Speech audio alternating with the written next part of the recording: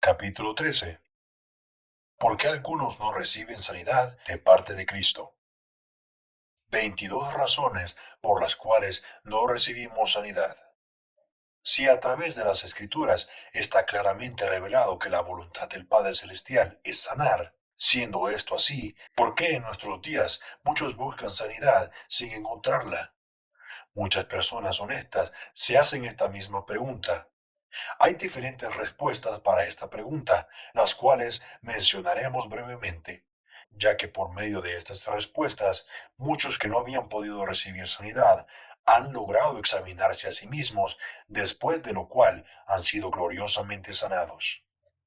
Número 1. Falta de instrucción. La ignorancia acerca del poder sanador del Evangelio. Pablo nos dice que la fe viene por el oír y el oír por la palabra de Dios. Muchos han buscado la sanidad en Cristo antes de oír o conocer lo suficiente de la palabra de Dios para que en ellos se pueda producir una fe firme. Los miembros de la iglesia primitiva estaban de acuerdo en el asunto de proclamar el Evangelio completo. No rehusaron anunciar o enseñar nada que fuese útil. Hechos 20, versículo 20. Ellos anunciaron todo el consejo de Dios. Hechos 20, 27. Hemos visto que la forma como Dios produce fe para ser sanados es la misma fe que Él produce para ser salvos o para recibir cualquier otra bendición.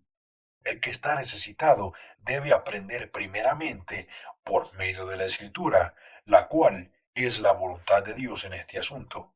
La mano de la fe no puede extenderse para alcanzar y tomar de Dios lo que el ojo de la fe no ve como la voluntad de Dios. Jesús dijo, y conoceréis la verdad, y la verdad os hará libres. Es la verdad de la palabra escrita lo que nos libera, la verdad conocida, entendida, recibida, actuada, mantenida y firmemente creída, porque tenemos la fe apropiada que puede apoderarse de ella. Pablo nos dice que es la palabra de Dios la cual obra poderosamente en aquellos que creen. La palabra de Dios es la preciosa semilla y nunca deja de hacer su propia obra cuando es conocida, recibida y mantenida en buena tierra, en la cual la buena semilla puede crecer. Muchos no reciben sanidad porque tratan de obtener resultados de la semilla, la palabra acerca de la sanidad. No conocen lo que es esa palabra y no le dan el lugar que le pertenece. Tampoco la mantienen en la buena tierra, en la cual puede traer fruto por sí misma. La semilla no puede obrar en nosotros si no está en nosotros al haberla conocido y recibido. Antes de decir, yo soy tu Dios que te sana, y prometer que iba a quitar todas nuestras enfermedades, Dios dijo primero, si oyeres con diligencia e hiciereis todo. Esto significa ser diligente en lo que se refiere a conocer, entender y practicar lo que Dios dice en su palabra acerca de la sanidad. Tenemos que saber lo que Dios nos ofrece antes de pedírselo. El conocimiento de la voluntad de Dios debe preceder a la fe en cuanto a lo que deseamos que se haga. Multitudes ignoran en nuestros días que la salud perfecta de sus cuerpos es la completa voluntad de Dios, revelada en su palabra escrita, la Biblia. Este conocimiento es la única evidencia suficiente para la fe que se apropia. A menos que los que buscan sanidad puedan decir cuando son tentados, escrito está, y puedan citarle al adversario una promesa que presente la voluntad de Dios, su fe no puede mantenerse firme. Muchos enfermos han buscado sanidad sin éxito por muchos años porque han usado una expresión que destruye la fe, si es tu voluntad. Más tarde, las mismas personas han recibido sanidad a través de la verdad de Dios contenida y explicada en este libro. Los miembros de la iglesia primitiva no solamente estaban de acuerdo enseñando este tema, sino que también levantaron sus voces a Dios a una en oración, pidiendo señales y prodigios de sanidad. Oraron la oración de fe antes que los enfermos fueran traídos a las calles de Jerusalén. No fue la fe de un solo evangelista, sino que la fe de una compañía completa de creyentes, la cual trajo sanidad a todos en las calles de Jerusalén después de la ascensión de Cristo. Hechos 5, 14:16. La mayoría de los ministros y miembros de las iglesias de hoy en día, debido a su ignorancia y a sus tradiciones acerca del ministerio de sanidad, se oponen a este ministerio tal como fue enseñado, predicado y practicado en la iglesia primitiva. En vez de orar unidos para recibir sanidad, como lo hizo la iglesia primitiva, los miembros de la iglesia presente no han aceptado la actitud de nuestro Señor acerca de la enfermedad, como se ha revelado en los evangelios. En nuestros días, la oposición toma el lugar de la oración unida. La incredulidad ha tomado el lugar de la fe unida. Muchos están tibios en vez de estar llenos del Espíritu, como lo estaban los miembros de la iglesia primitiva. Yo, entonces, les pregunto, ya que somos miembros los unos de los otros, ¿a quién culparemos por el hecho de que muchos no reciban la sanidad hoy en día, sino a la incredulidad de la misma iglesia? Yo creo que usted está de acuerdo conmigo. Vamos a suponer que la creencia general fuera que el día de la regeneración ha pasado, como oímos regularmente decir. La época de los milagros ha pasado. Esto afectaría la obra del ministerio en cuanto a esta parte del Evangelio.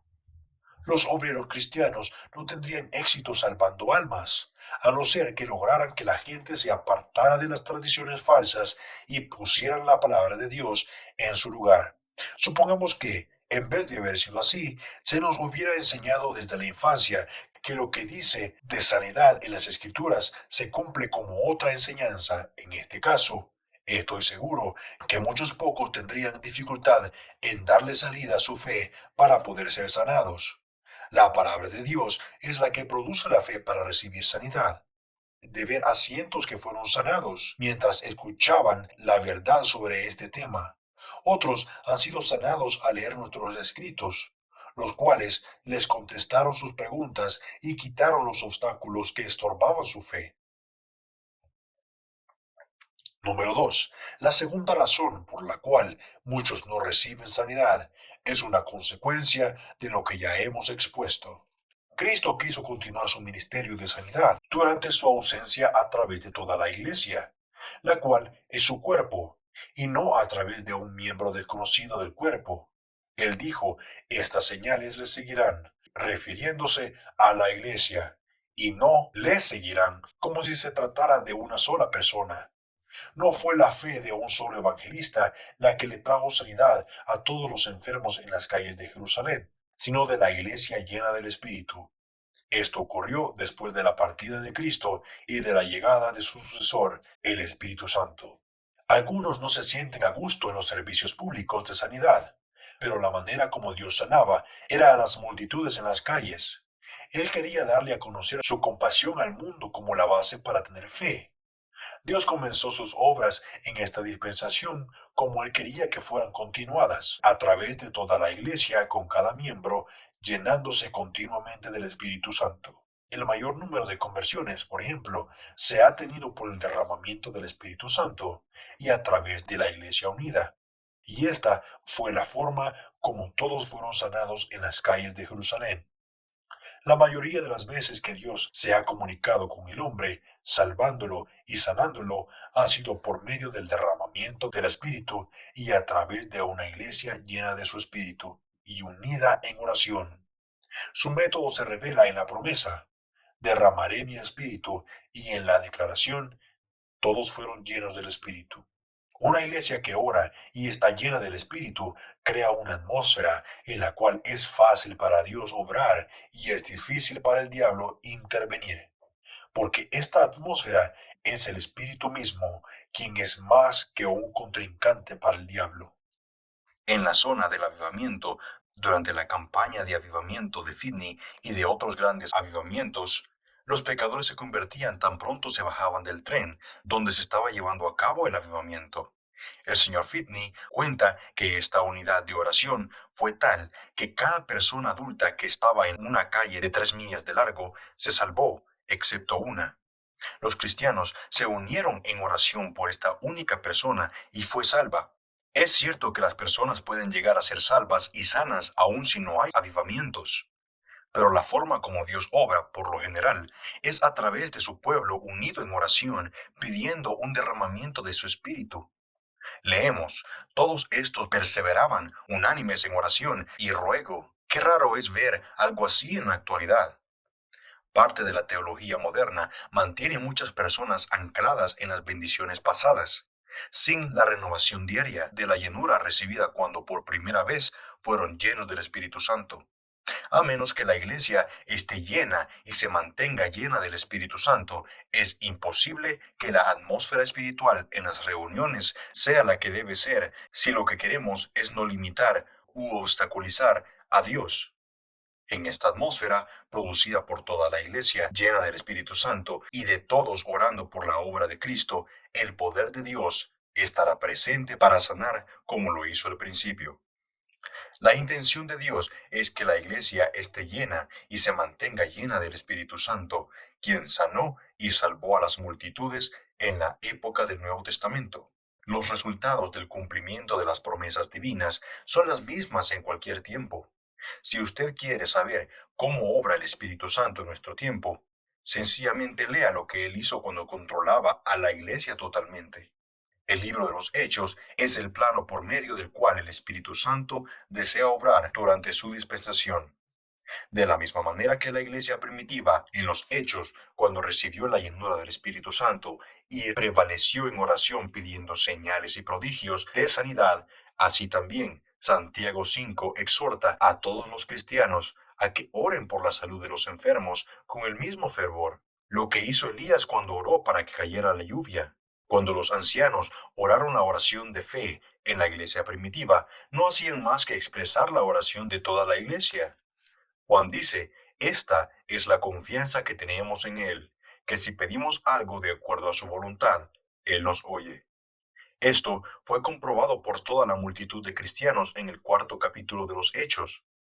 A todo cristiano en la actualidad se le exhorta a ser lleno del Espíritu Santo y a prevalecer en oración por la sanidad de los enfermos. Todo sacerdote debe estar ejerciendo su sacerdocio, pero el hecho de que la mayoría deja de hacer esto hoy en día contamina el ambiente de las reuniones y hace que para el enfermo sea más difícil tener fe y para el Espíritu Santo obrar. El Santo de Israel es limitado por el fracaso de los cristianos de vivir y caminar en el Espíritu. Esto se debe a que estar lleno del Espíritu es la condición para su obra perfecta. Esta clase de atmósfera es la que debe existir entre los cristianos, pero desafortunadamente lo que regularmente vemos en nuestros días es a una pobre y afligida esposa rodeada de oposición de parte de su propia familia y, frecuentemente, de su propio pastor y miembros de la iglesia. Por esta razón, no recibe sanidad, porque está muy débil mental y físicamente para pelear la batalla por sí sola. Los mismos que se oponen a ella son los que deberían de estar orando con fe por su sanidad. Todos tenemos que llevar las cargas los unos de los otros para que se cumpla la ley de Cristo. Por lo general, los mismos que violan las condiciones reunidas en la iglesia primitiva son los que preguntan por qué algunos no reciben sanidad. Esto se debe a que estos mismos incrédulos son los que hacen imposible que la iglesia esté unida en oración y tenga fe en la sanidad de los enfermos. La iglesia no está en armonía con el programa de Dios. En un extraordinario documento firmado por 20 obispos del gobierno de la Iglesia Episcopal de Australia, se da un maravilloso informe de los milagros de sanidad que se han dado en las catedrales de esta iglesia en varias ciudades en Australia. Ellos informan, la fe que se necesita no es simplemente individual, sino una fe corporal, la fe del hogar, del ministerio y de toda la iglesia. El cuerpo, y no solo un miembro, tiene que cooperar con Cristo, su cabeza, si todos sus miembros enfermos han de ser sanados. Los grupos más afectados después de la misión han sido los de las parroquias, donde la ola de intercesión fue más grande y barrió más lejos. El mundo de hoy está esperando una nueva revelación de la presencia y el poder de Dios en la obra de la iglesia y en la vida de sus miembros, y ya ha visto y sentido una vez más el prodigio de la sanidad divina. Hoy en día, debido a la ignorancia, un gran número de miembros de las iglesias se oponen a aquello por lo cual la iglesia primitiva prevalecía en oración. Ellos no han aceptado la actitud de nuestro Señor hacia la enfermedad. tampoco han reunido las condiciones que Dios desea para la sanidad de los enfermos, y son estos mismos los que se oponen a los que señalan los fracasos, de los cuales ellos mismos son en gran manera los responsables. No es raro encontrar hoy en día personas que, pudiendo estar haciendo las obras de Cristo, están advirtiendo a los enfermos que se aparten de los lugares donde las obras de Cristo se están haciendo. ¿No sería mejor si, más bien en cambio, advirtieran a la gente en contra de los lugares donde la confirmación, el bautismo, la membresía de la iglesia o las reformas toman el lugar del nuevo nacimiento? Número 3. La tercera razón por la cual algunos no reciben sanidad es por la incredulidad colectiva. A pesar de que Cristo obró milagros y sanó a todos los enfermos en otros lugares, cuando vino a su pueblo de origen, Nazaret, no pudo hacer allí ningún milagro por la incredulidad de ellos. Marcos 6, 5 al 6. Consideremos esto bien. Cristo mismo, bajo la unción completa del Espíritu Santo, fue obstaculizado por la incredulidad colectiva. Siendo esta la verdad, ¿es acaso extraño que algunos en cualquier ciudad hoy en día no reciban sanidad? Si en aquel tiempo Dios no permitió que el don de milagros operara en Cristo en un lugar donde por su incredulidad le consideraron mentiroso, ¿por qué lo van a hacer hoy en día? Pablo, entre otros inconversos, tuvo mejor éxito obrando milagros que el que tuvo Jesús en su propio pueblo. Hechos 14. Las tradiciones que se le han inculcado a la gente de hoy, en lugar de la palabra de Dios, en el tema de la sanidad, han tornado al mundo entero en un Nazaret de incredulidad. Lo que quiero decir es que, hoy en día, la incredulidad colectiva es casi general. Aquellos que predican el Evangelio completo y oran por los enfermos se ven obligados a laborar en un Nazaret lleno de incredulidad. Solamente obtenemos resultados cuando nos podemos deshacer de las tradiciones de ancianos acerca de la sanidad, enseñándole a la gente lo que la Biblia enseña con relación a este tema. Haciendo esto, me atrevo a decir que Jesús, no nosotros, ha tenido mayor éxito obrando milagros en todas las ciudades donde nuestras campañas de avivamiento se ha llevado a cabo, aún más que él tuvo en su propio pueblo Nazaret. Por favor, no me interprete mal. No estoy diciendo que hemos tenido éxito, me refiero a lo que Cristo ha hecho. Cuando y donde quiera que la gente ha sido iluminada por nuestro ministerio para que conozcan el privilegio que tienen en el asunto de la sanidad. El hecho que el Señor Jesucristo no pudo hacer ningún milagro en Nazaret, ¿no es una prueba más de la incredulidad de ellos? Y dicho sea de paso, si es como algunos dicen que el enfermo no necesita tener fe para ser sano, ¿por qué Jesús, a pesar de esto, no sanó a todos los enfermos en Nazaret? La Biblia nos da la respuesta: por la incredulidad de ellos. Si ponemos en duda la disposición de Cristo para sanar a los enfermos, atribuyéndole el fracaso de algunos que no recibieron sanidad, ¿por qué asimismo no dudamos de su disposición para salvar a los pecadores y así poder explicar el hecho de que hay tantos perdidos en las iglesias? En cierta ocasión, solamente una mujer, en medio de la gente que le apretaba, tocó a Jesús con la fe necesaria para recibir sanidad. Más tarde, multitudes completas hicieron lo mismo. Este es un asunto de iluminación y fe.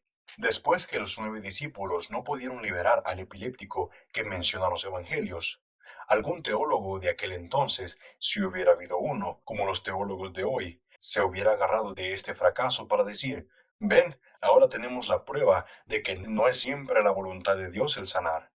Pero el padre quería que su hijo fuera sanado, el niño mismo quería ser sanado, y los discípulos, divinamente comisionados para echar fuera demonios y sanar enfermos, querían que el niño fuera sanado. Sin embargo, bajo circunstancias similares, hoy en día, algunos dirían: debido al fracaso ocurrido, no es la voluntad de Dios que tal persona reciba sanidad. Ellos usarían el fracaso para inventar explicaciones teológicas, mas Jesús bajó de la montaña para liberar a aquel niño, probando así que la voluntad de Dios era sanarlo, aun cuando sus acreditados representantes no hubieran podido serlo. ¿Por qué mejor no hacemos teología de esta victoria? Cuando el padre del niño le dijo a Jesús: pero si puedes hacer algo, Jesús rehusó asumir la responsabilidad por el fracaso. Él dijo: si puedes creer. Entonces el padre del muchacho clamó y dijo: creo, ayuda a mi incredulidad. Él recibió la ayuda que pidió y tuvo éxito donde los mismos apóstoles habían fracasado. Jesús liberó al muchacho, considerando el hecho que en el ministerio de sanidad nos vemos forzados a laborar en medio de casi una incredulidad universal. Y aquellos que predican solamente la parte de la salvación del alma en los evangelios están laborando en medio de casi la aceptación universal de la doctrina. Yo creo que Dios está dando pruebas de la sanidad divina tan claras y convincentes como la de la regeneración, y esto casi sin ninguna enseñanza que produjera fe. Cuando considero la falta de enseñanza acerca de la sanidad divina, la pobre condición espiritual de las iglesias y su actitud general hacia esta parte olvidada de la sana doctrina, me maravillo del éxito que Dios le está dando a los que oran por los enfermos. He visto la sanidad de sordomudos cuando casi ninguna persona en la audiencia esperaba la sanidad. Miles de los que ahora testifican que han sido divinamente sanados están en tan buena salud física como lo están espiritualmente la mayoría de los que profesan ser cristianos en cualquier iglesia. ¿Acaso no podríamos comparar favorablemente la salud física de aquellos que testifican que han recibido sanidad divina con la salud espiritual, con aquellos que se oponen al Evangelio de sanidad? ¿Acaso el promedio de los cristianos profesantes es una mejor prueba de la doctrina de la regeneración que los de la doctrina de la sanidad divina al testificar haber sido divinamente sanados? Deberían ser, porque ellos han oído esta parte de la palabra de Dios todas sus vidas, mientras que la gran mayoría de aquellos que por quienes nosotros oramos y reciben sanidad han oído la enseñanza de la palabra de Dios en la relación de la sanidad divina solamente por algunos días. Hay muchos hoy en día que han sido divinamente sanados después de haber sido sordos y mudos desde nacimiento, los cuales pueden oír mejor físicamente que muchos de muchas iglesias pueden oír espiritualmente. He visto a muchos que no podían dar siquiera un paso hasta que oramos por ellos, los cuales caminan físicamente mejor que lo que un cristiano corriente puede caminar espiritualmente. Sin embargo, la mayoría de los cristianos han escuchado la palabra de Dios toda su vida, la cual enseña la sanidad del alma. Por el contrario, estos otros han oído muy pocas veces la palabra de Dios, la cual enseña acerca de la sanidad del cuerpo. ¿Es realmente posible que todos los que han sido bautizados hayan sido lavados de todos sus pecados? No, solamente los que tienen fe. Lo que el agua es en la ordenanza del bautismo cristiano, lo es el aceite en la ordenanza de ungir al enfermo para recibir sanidad. Vamos a suponer que alguno me dijera, tal persona fue ungida, pero no fue sana. Yo contestaría, tal persona fue bautizada, pero no fue salva. No fue sanada de la enfermedad del pecado. Si un hombre me dijera, yo conozco un hombre que fue ungido por usted, pero que no recibió sanidad en su cuerpo, yo le diría, yo conozco un hombre que usted bautizó y el cual no recibió sanidad en su alma. Miles que han sido bautizados nunca han sido regenerados. Esto es infinitamente peor que el caso del cristiano que no recibe sanidad de su cuerpo. Algunos dicen, si tal persona se sanara, yo creería en la sanidad divina. ¿Por qué no ser entonces más consistentes y decir, si tal persona se salvara, yo creería en la salvación? Esto sería lo mismo que decir, yo creo en la experiencia de tal persona en vez de creerle a Dios y a su palabra, y en todas las experiencias de los otros miles que han sido salvos y sanados. Después que Dios ha sanado a miles de todas sus aflicciones, ¿por qué no decirle, no voy a creer hasta que no sanes a uno más? ¿Rechazaría usted la doctrina de la consagración porque algunos miembros de la iglesia no son consagrados, mientras que otros miles sí lo son? Una vez oí decir a un ministro con relación a la obra de un evangelista, él oró y ungió a tal persona, pero murió sin ser sanado. Sin embargo, el mismo ministro bautizó a cierta persona, lo trajo a la iglesia, proclamando de este modo al mundo que su alma había sido sanada de la enfermedad del pecado, pero este hombre murió sin haber nacido de nuevo y su alma se perdió. Esto es mucho peor que el cristiano enfermo que no recibe sanidad y muere así, para luego despertar en gloria. Vamos a suponer que en el testimonio de alguno de nosotros, cuando decimos que hemos sido sanados, se ha rechazado porque, después de un cuidadoso examen, hecho por un médico experto, se prueba que nuestra salud física no es perfecta. Para ser consistentes, ¿por qué no le pedimos a un experto espiritual con discernimiento espiritual, como lo tenía el apóstol Pablo, que examine en la iglesia moderna a aquellos que se oponen al evangelio de sanidad y rechazamos el testimonio de aquellos que entre ellos que no den la medida de espiritualidad que de acuerdo a la Biblia un alma saludable debe tener?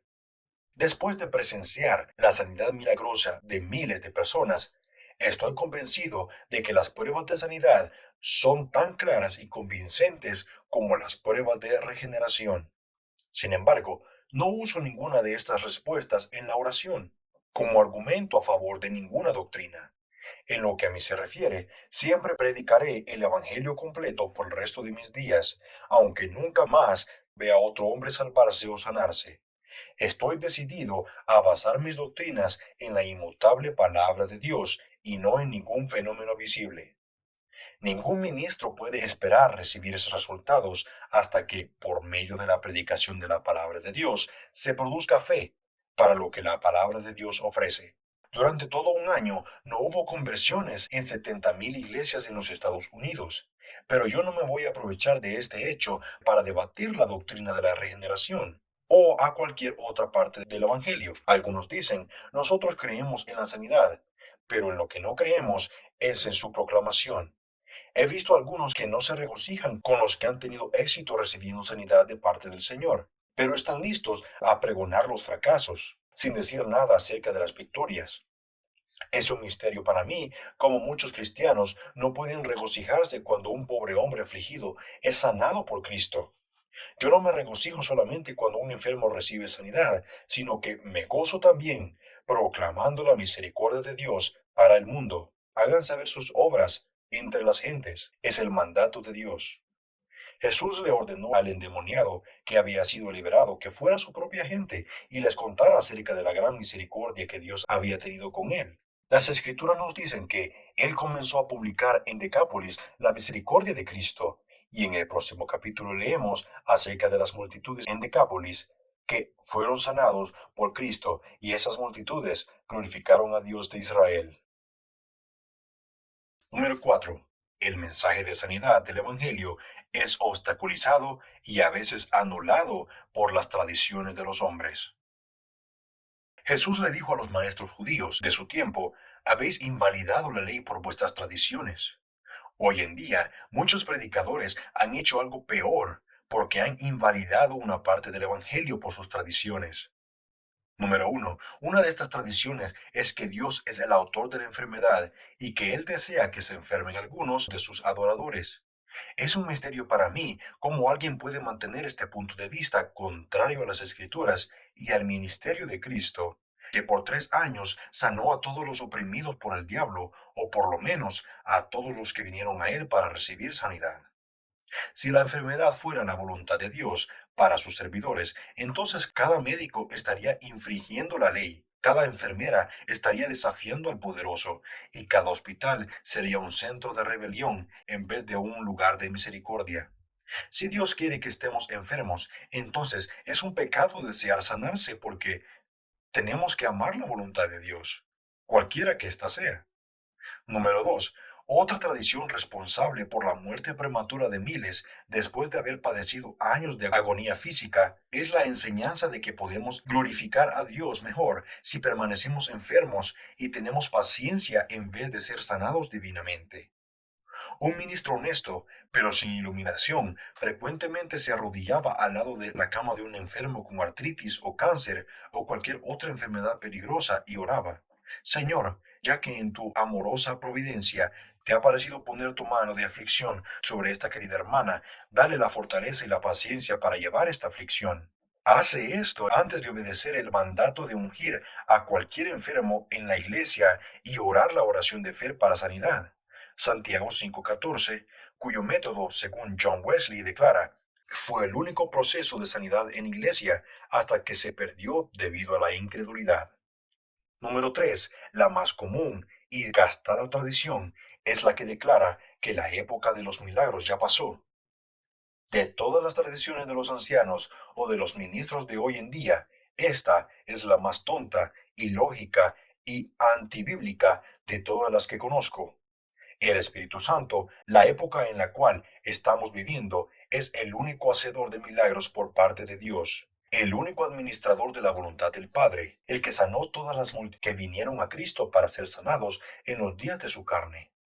Todos los milagros efectuados hasta el día de Pentecostés fueron hechos por el Espíritu, el hacedor de milagros, antes de entrar oficialmente a su propia dispensación. La intención de nuestro Padre Celestial con relación a la época en que vivimos era que fuera la más milagrosa de todas las dispensaciones, por tratarse de la dispensación del Espíritu Santo.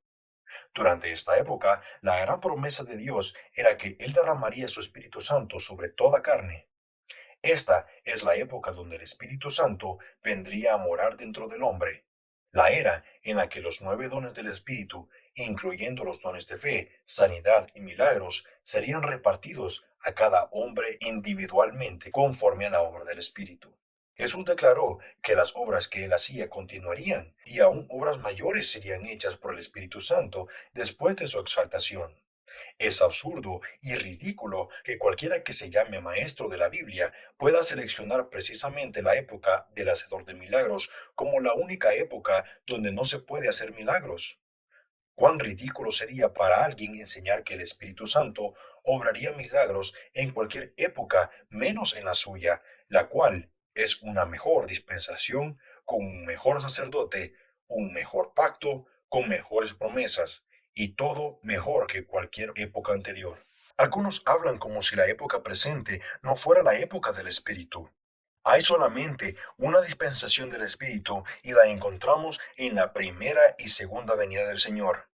Es cierto, estamos viviendo en el período laodiceo o tibio de la dispensación del Espíritu.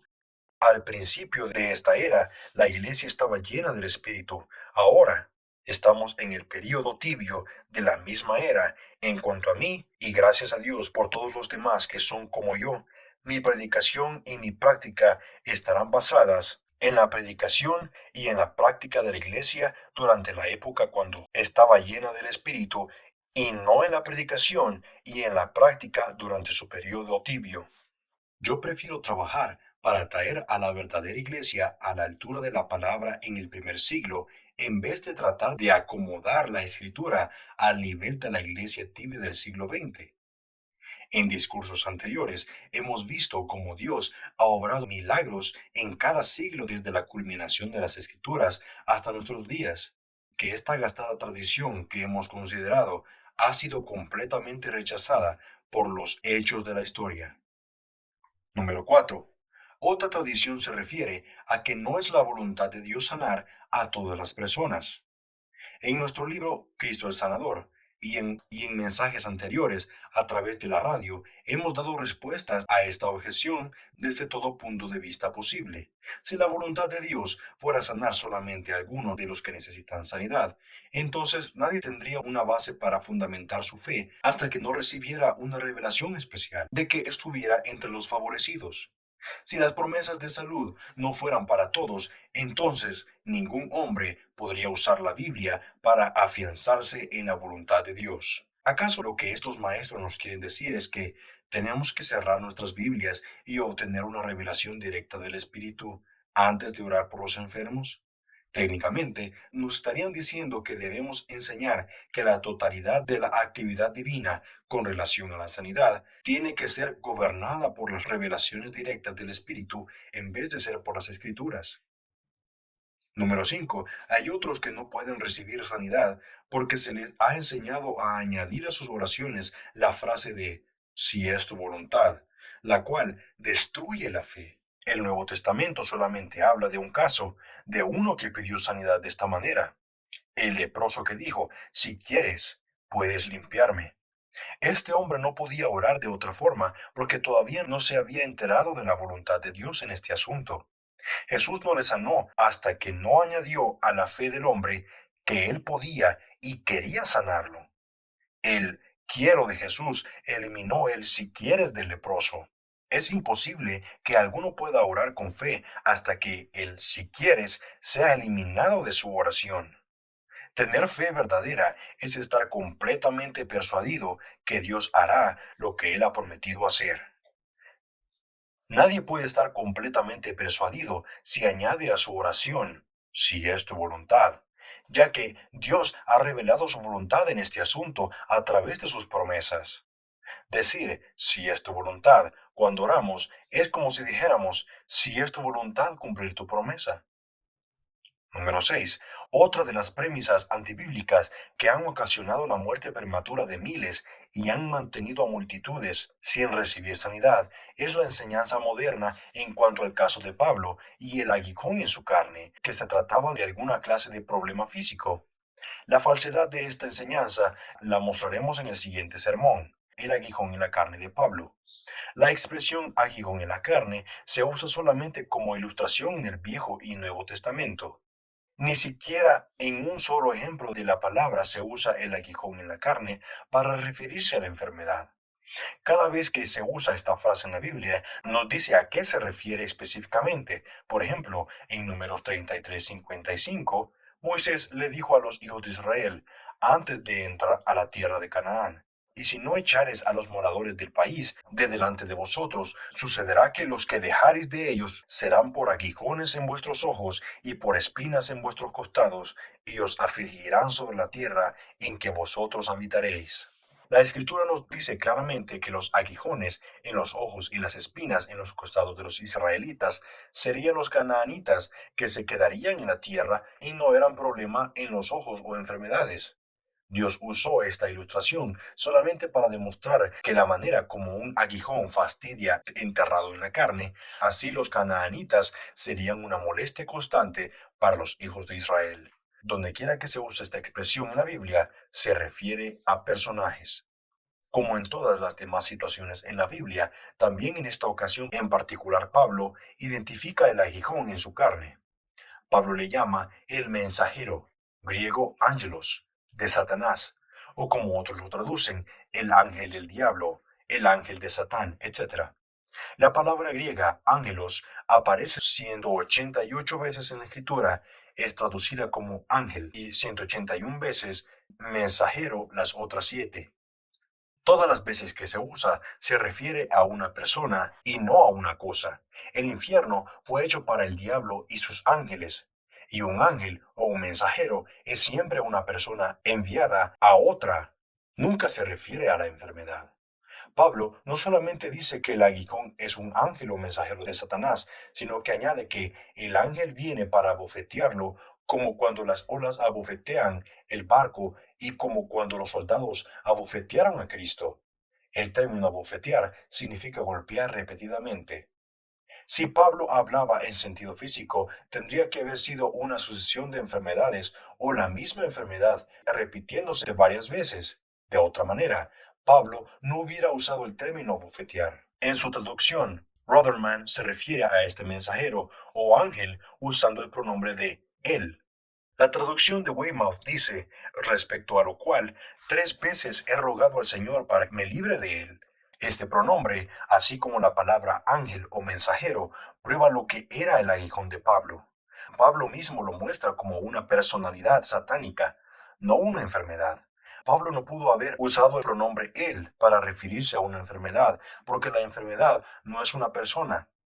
Pablo enumera casi todos los problemas que hubiéramos podido pensar que habría podido ser su aguijón, pero la enfermedad no era uno de ellos, haciendo y revelándonos la inalterable voluntad de Dios. Jesús sanó a todos los enfermos que vinieron a él, pero no nos prometió que no seríamos abofeteados o perseguidos. Los que han oído nuestras transmisiones se han podido dar cuenta que Pablo fue el maestro más prolífero en el tema de la sanidad divina. Número 7. Otra tradición que limita el ministerio de sanidad es la enseñanza que Jesús sanó a los enfermos como Hijo de Dios y no como el Hijo del Hombre. Estos maestros enseñan que como no somos Cristo, no podemos esperar que se hagan las mismas obras hoy en día. Las Escrituras nos enseñan que Jesús, el Hijo de Dios, se despojó a sí mismo y vino a ser como uno de nosotros en todo, excepto en pecado. Él se llama a sí mismo el Hijo del Hombre cerca de 80 veces y como el Hijo del Hombre dice, no puede hacer nada por sí mismo. Seguramente que esta no fue la verdad antes de que se convirtiera en el Hijo del Hombre. porque todas las cosas fueron hechas por Él y para Él. Ya hemos visto que Jesús hizo todas sus obras dependiendo del Espíritu Santo, que Él comenzó a hacer y a enseñar hasta que fue recibido arriba. Lo que Él mismo prometió en Juan 14:12 lo continuaría y aumentaría en respuesta a la oración de la iglesia cuando Él fuera glorificado. Las mismas palabras que citamos en Hechos 1:1 fue Jesús comenzó a hacer y a enseñar, prueban que el Señor comenzó a hacer y a enseñar lo que el Espíritu Santo iba a continuar haciendo a través de la iglesia. Número 5. Algunos no reciben sanidad porque infringen las leyes de la naturaleza. Debemos recordar que las leyes naturales son las leyes de Dios y ellas son tan divinas como los milagros de Dios. La naturaleza es Dios en acción, pero no milagrosamente. Por desconocimiento de las leyes naturales, algunos no se alimentan debidamente o, comiendo excesivamente, le piden a Dios que los sane de sus problemas estomacales. De esta forma, están obstaculizando la respuesta a sus oraciones. Después que Dios se revela como Jehová Rafa, nuestro sanador, las condiciones que Él impuso fueron que sus leyes de salud tenían que ser observadas. Algunas personas que ignoran las leyes de la salud y de otros cuidados necesitan el consejo de personas cualificadas en esta materia. Número 6. Otros no reciben sanidad debido a la incredulidad de parte del anciano o ministro que ora por ellos. Aunque habían sido divinamente comisionados para echar fuera demonios y sanar enfermedades, los discípulos de Cristo no pudieron liberar al muchacho epiléptico. Cuando Cristo bajó de la montaña, liberó al muchacho y reprendió a los discípulos por su incredulidad. Número 7. Algunos no son sanados porque su aflicción es la obra de un espíritu maligno que tiene que primero ser echado fuera. Jesús no sanó la enfermedad de la epilepsia, sino que echó fuera el espíritu epiléptico. También echó fuera a los espíritus mudos, sordos y ciegos. Él dice que aquellos que creen en mi nombre echarán fuera demonios. Muchas veces hemos visto gente liberados instantáneamente cuando los espíritus que les afligen han sido reprendidos en el nombre de Jesús o por su autoridad. Número 8. La iniquidad en el corazón de algunos les impide recibir sanidad. Los que están en esta categoría tienen que aprender a decir como David: si en mi corazón hubiese yo mirado a la iniquidad, el Señor no me habría escuchado.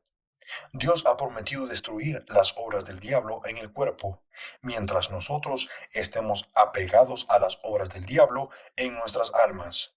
El pecado no confesado impide que la gente reciba la misericordia de Dios. Su palabra nos dice: el que encubre sus pecados no prosperará, mas el que los confiesa y se aparta alcanzará misericordia. Número 9. En este período laodiceo de la iglesia, la tibieza es uno de los impedimentos más grandes para recibir sanidad. Después de haber sido glorificado, Cristo envió el mensaje: ojalá fueses frío o caliente, pero por cuanto eres tibio y no frío ni caliente, te vomitaré de mi boca. La tibieza es mucho peor que el cáncer. Por lo tanto, Dios quiere sanar la tibieza primero. Él ha prometido y está esperando poder sanar nuestra reincidencia y llenar nuestros corazones con su amor. Dios dice de aquel que tiene un corazón caliente en el amor de Dios: porque en mí ha puesto su amor, yo también lo libraré. Servir a Jehová con alegría y gozo de corazón era una de las condiciones para recibir sanidad en el Antiguo Testamento. Seguramente estas condiciones no serán de una exigencia menor en este tiempo de gracia. Número 10. La enfermedad y la aflicción permanecen en algunos como una rienda por medio de la cual Dios los lleva al centro de su voluntad. Cuando esto se logra, entonces su rienda es quitada. Si Dios quitara la rienda demasiado pronto, muchos huirían y no disfrutarían del placer de vivir en el programa divino. Es imposible orar la oración de fe para que la rienda sea quitada de aquellos que no desean ser guiados al centro glorioso de la voluntad de Dios. Número 11. Un espíritu no perdonador o que guarda rencor impide que algunos reciban la sanidad del Señor. Jesús dijo, si no perdonáis a los hombres sus ofensas, tampoco vuestro Padre Celestial os perdonará vuestras ofensas. Lo primero que necesitamos y lo primero que Dios quiere darnos es el perdón de nuestros pecados. Pero Dios no puede perdonarnos si nosotros no perdonamos a los demás. Y si Él no puede perdonarnos, seguramente tampoco podrá sanarnos. En muchas ocasiones hemos visto a enfermos ser sanados en un abrir y cerrar de ojos cuando están listos a perdonar a aquellos que les han ofendido. Número 12. Cuando ofendemos a alguien y no pedimos perdón por la ofensa cometida, esto impide que recibamos sanidad. Aquellos que han ofendido a sus vecinos de alguna forma deben pedir perdón. Hemos conocido a muchos que, estando terriblemente enfermos, han sido sanados después de hacer esto. Número 13. Algunos no tienen ningún propósito definido o no buscan a Dios con diligencia cuando desean ser sanados. Dios es galardonador de los que diligentemente le buscan. Hemos sabido de enfermos que han sido sometidos hasta una docena o más operaciones sin tener ninguna promesa positiva de ser sanados. Sin embargo, cuando vienen a Dios para sanidad, la cual Dios positivamente promete, muchos no muestran la misma diligencia que cuando buscan la ayuda del hombre. Número 14. Por no haber sido debidamente instruidos, muchos no reciben sanidad porque se empeñan en limitar a Dios a hacer milagros solamente. Estas personas desechan su confianza porque no se sienten fuertes y saludables en un instante. Dios hace diferencia entre un milagro y una sanidad. Si cada hombre, acabado por la enfermedad, fuera hecho fuerte y saludable en un momento, serían todos milagros y no sanidades. Cuando enumera a los dones espirituales, Pablo habla del don de sanidad y también el don de milagros. Cristo no pudo hacer milagros en Nazaret por la incredulidad de la gente, pero sí sanó a algunos enfermos allí. Confundir sanidad con milagros es un impedimento muy común en nuestros días, especialmente cuando carecemos de buena enseñanza en este asunto. Número 15. Algunos se debilitan en la fe mirando sus síntomas. En vez de debilitarse, deben hacer como Abraham, quien se fortaleció en la fe, mirando a la promesa de Dios. Estas personas hacen de sus sentimientos la base para su fe, en vez de ser la palabra de Dios, la cual Dios ha hecho la única base.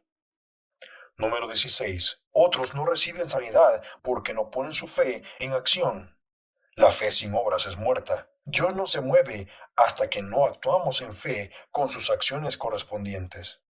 La traducción literal en Marcos 11:22, tener fe en Dios, es contar con la fidelidad de Dios. El ejercicio total de la fe significa que pensemos fe, hablemos fe y actuemos fe. Jesús le dijo al ciego, ve y lávate en el estanque de Siloé. Esta orden le dio la oportunidad al hombre de ejercer la fe en el corazón, en la mente y en el cuerpo. Él no fue sanado hasta que demostró la prueba visible de su fe y creyó en su sanidad antes de que se manifestara. Lo mismo sucedió con Naamán el leproso y con los 10 leprosos a quienes Jesús dijo, id y mostraos a los sacerdotes. La historia dice que mientras iban, fueron sanados. La expresión visible de su fe, incluyendo su corazón, mente y cuerpo, eran necesarias antes de que la sanidad se manifestara. Algunos no son sanados porque invierten el orden divino. Número 17. Algunos pierden la confianza cuando son probados. Ellos no pueden entender que, como Abraham, la prueba perfeccionará la fe en vez de destruirla. Somos hechos participantes con la condición de que mantengamos firme la confianza del principio hasta el fin. Hebreos 10:35.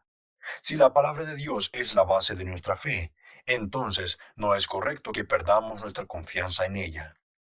Número 18. Algunos no reciben sanidad porque desdeñan recibir al Espíritu Santo, quien ha sido enviado para impartirnos las bendiciones de la redención. En Romanos 8:11, Pablo nos dice que nuestros cuerpos mortales también serán vivificados por el Espíritu que mora en nosotros. Ya que somos templo del Espíritu Santo y es Él quien obra la sanidad, podemos decir que Él es el carpintero que repara la casa. Algunos conscientemente mantienen al carpintero fuera de la casa y al mismo tiempo le piden que repare el interior de la misma. Pablo dice, El cuerpo es para el Señor.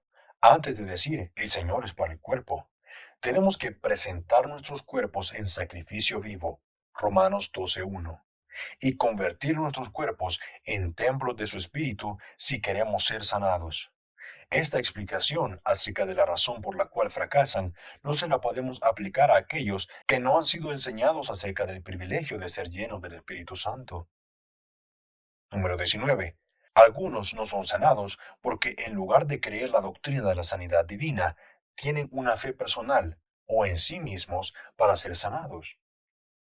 Número 20. Otros no son sanados por su habilidad de recibir la promesa escrita de Dios como su palabra dirigida directamente a ellos. Ellos no pueden reconocer que para efectos de la fe, la palabra de Dios es la voz de Dios. En el Salmo 138, verso 2, leemos, porque has engrandecido tu palabra y tu nombre sobre todas las cosas. Número 21. Algunos no creen que su oración ha sido escuchada hasta que no han experimentado y visto la respuesta. Cristo no ha prometido que nuestra sanidad tiene que comenzar antes de que creamos que Él ha escuchado nuestra oración. Algunos suponen que tienen que seguir orando sin creer que su oración ha sido escuchada hasta que se encuentren bien de salud. Esto es exactamente lo contrario de lo que Dios requiere de nosotros. En Marcos 11:24, Jesús nos dice claramente las condiciones que Él nos pone para que nos apropiemos de las bendiciones que Él nos ha prometido. Todo lo que pidiereis orando, creed que lo recibiréis, y os vendrá. Esto es, os vendrá después de haber creído que Él ha escuchado nuestra oración. Así como Cristo dijo, Padre, gracias te doy por haberme oído, cuando Lázaro aún estaba muerto. También nosotros debemos decir, Padre, gracias te doy por haberme oído, aun cuando todavía estamos enfermos. Os vendrá, es la respuesta de Jesús y además la prueba que nuestras oraciones han sido escuchadas. Como ya hemos comentado para la fe, la palabra de Dios es la voz de Dios. Dios no ha prometido que nuestra sanidad va a comenzar antes de que creamos que Él ha escuchado nuestra oración. Si pedimos algo de acuerdo a su voluntad, Él nos oye. Si esto es cierto, entonces tenemos que creer que nuestras oraciones han sido escuchadas cuando de veras hemos orado. Debemos ser capaces de confesar, sabemos que tenemos las peticiones que hemos hecho, no porque vemos la respuesta, sino porque Dios es fiel, quien también lo hará. Abraham no se mantuvo orando por el nacimiento de Isaac hasta que el niño nació.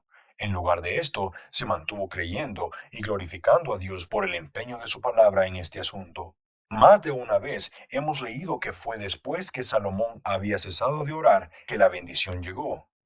En la tumba de Lázaro, Jesús puso fin a su oración diciendo, Padre, gracias te doy por haberme oído, antes de que Lázaro saliera de su tumba. Josafat y los hijos de Israel habían puesto fin a sus oraciones y estaban todos alabando a Dios en alta voz por la respuesta a sus oraciones antes de ir a la batalla contra los tres grandes ejércitos. Su fe fue la evidencia o seguridad de las cosas que todavía no se veían. Hebreos 11:1. Los 120 habían puesto fin a sus oraciones y estaban todos alabando y bendiciendo a Dios continuamente cuando el Espíritu se derramó sobre ellos. Se supone que el fin de la oración sea el ser ungido para sanidad. Y si la persona que haya sido ungida tiene una fe verdadera, no oiremos más que acciones de gracias hasta que sea sanado. Cuando una niña importuna a su mamá por un vestido nuevo, hasta que su mamá dice, te lo voy a comprar, la niña deja de importunar antes de ver el vestido.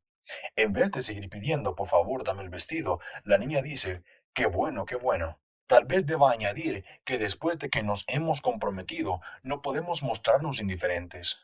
Nuestra confianza debe mantenerse activa, como cuando los hijos de Israel marcharon alrededor de los muros de Jericó, haciendo sonar los cuernos de carnero, y como Josafat y sus hombres quienes, después de poner fin a sus oraciones, salieron a la batalla cantando alabanzas a Dios.